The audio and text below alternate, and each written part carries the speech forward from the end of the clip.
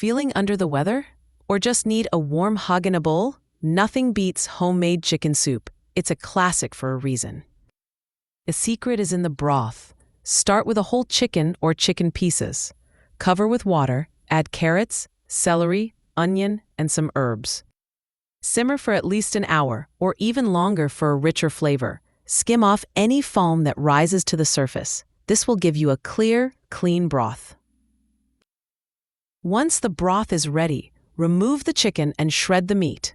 Strain the broth to remove the vegetables and bones. Return the broth to the pot. Add your favorite vegetables: carrots, celery, potatoes, peas, whatever you like. Bring to a simmer until the vegetables are tender. Add the shredded chicken back to the pot. Season with salt, pepper, and any other herbs you enjoy. Fresh parsley or dill are great choices. For extra comfort, add some noodles or rice. Cook until tender. Serve hot and enjoy the warmth and goodness. Chicken soup isn't just food. It's a feeling. It's a reminder of home, of care, and of simple pleasures. So, next time you need a little comfort, make a batch of chicken soup. Childhood rice. Remember that one dish from childhood? The one that just tasted like pure, unadulterated happiness? For me, it was my grandma's rice. It wasn't fancy. No exotic spices or complicated techniques. Just simple ingredients cooked with love. The secret wasn't really a secret at all. It was butter. Lots of butter. And a tiny pinch of sugar. She'd melt the butter in the pan, then add the cooked rice, stirring until every grain was coated in golden goodness. That little bit of sugar just amplified the flavor. Every bite was a warm hug. It was comfort food at its finest. It was home. Now, whenever I'm feeling down, I make a batch of Grandma's rice. It's a little piece of my childhood, right there in my bowl. It's amazing how something so simple can be so powerful. It reminds me of simpler times. So, what's your childhood rice? What dish brings you back to those carefree days? Share in the comments.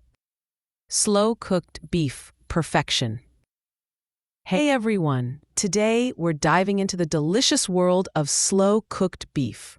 Get ready for a recipe that's so easy it practically cooks itself. The result? Tender, fall-apart beef that's perfect for tacos, sandwiches, or just eating straight from the pot. First, grab a nice cut of beef. A chuck roast works great. Season it generously with salt, pepper, garlic powder, and onion powder. Don't be shy. We want maximum flavor. Sear the beef in a hot pan with a little oil until browned on all sides. This step is crucial for developing a rich, deep flavor. Trust me, it's worth the extra effort. Now, transfer the seared beef to your slow cooker. Add a can of diced tomatoes, a chopped onion, and a few cloves of minced garlic. For extra flavor, toss in a bay leaf and a splash of Worcestershire sauce. Pour in enough beef broth to almost cover the beef.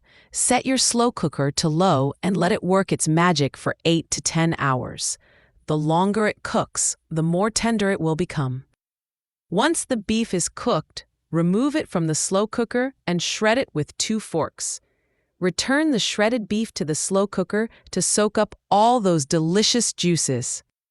Serve it up however you like, tacos, sliders, or even over mashed potatoes. Enjoy. Classic coffee cake. Hello, baking enthusiasts. Today we're diving into a timeless treat, classic coffee cake. This recipe is perfect for a cozy brunch or a sweet afternoon pick-me-up. Get ready to create a simple yet satisfying delight. First, cream together butter and sugar until light and fluffy. Next, beat in eggs one at a time, followed by vanilla extract. In a separate bowl, whisk together flour, baking powder, and salt. Gradually add the dry ingredients to the wet ingredients, alternating with sour cream until just combined. Now let's make that irresistible streusel topping. Combine flour, brown sugar, and cinnamon in a bowl. Cut in cold butter using a pastry blender or your fingers until the mixture resembles coarse crumbs. This crumbly topping is what makes coffee cake so special. Pour half of the batter into a greased and floured baking pan. Sprinkle half of the streusel topping evenly over the batter. Pour the remaining batter over the streusel and top with the remaining streusel. Bake until a toothpick inserted into the center comes out clean. Let the coffee cake cool slightly before slicing and serving. Pair it with a hot cup of coffee or tea for the ultimate experience. Enjoy your homemade classic coffee cake. Cozy spiced tea at home. Hey, tea lovers, ready to ditch those store-bought bags and whip up something truly special? I'm going to show you how to make the most amazing spiced tea right in your own kitchen. First, let's talk spices. You'll need cinnamon sticks, cardamom pods, whole cloves, and star anise.